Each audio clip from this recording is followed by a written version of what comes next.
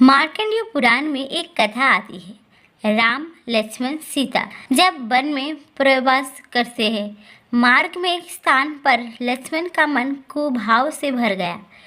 मति भ्रष्ट हो गई। वो सोचने लगे, इन्हें तो वनवास राम को दिया है, मुझे नहीं। मैं राम की सेवा के लिए कष्ट क्यों उठाऊं? राम जी ने लक्ष्मण से कहा, लक्ष्मण, इस तल की मिट्टी अच्छी दिखती है, थोड़ी बांध लो। लक्ष्मण ने एक पोटली बांध ली। मार्ग में जब तक लक्ष्मण उस पोटली को लेकर चलते थे, तब तक उसके मन में कुभाव ही बना रहता था। किंतु जैसे ही रात्रि में विश्राम के लिए उस पोटली को नीचे रखते, उनका मन राम सीता के लिए ममता और भक्ति से भर जाता था। 2-3 दिन यही क्रम चलता रहा। जब कुछ समझ नहीं आया तो लक्ष्मण ने इसका कारण राम जी से पूछा। श्री राम ने कारण बताते हुए कहा, भाई, तुम्हारे मन के इस परिवर्तन के लिए दोष तुम्हारा नहीं, बल्कि उस मिट्टी का प्रभाव है।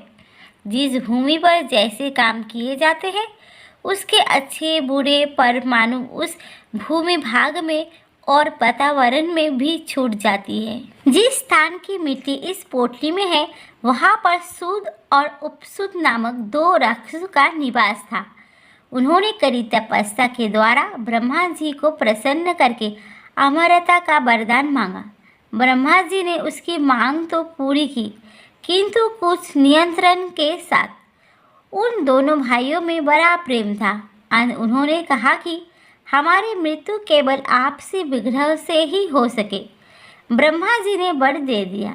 वरदान पाकर दोनों ने सोचा कि हम कभी आपस में झगड़ने वाले तो है नहीं।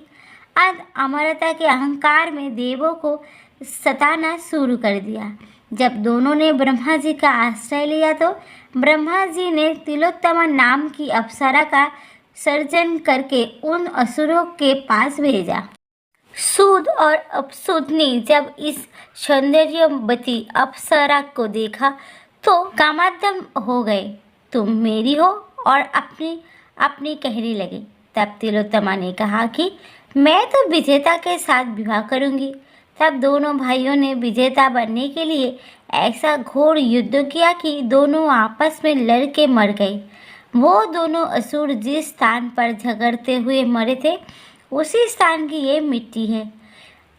इस मिट्टी में भी देश तिरस्कार और वैर का सीजन हो गया है।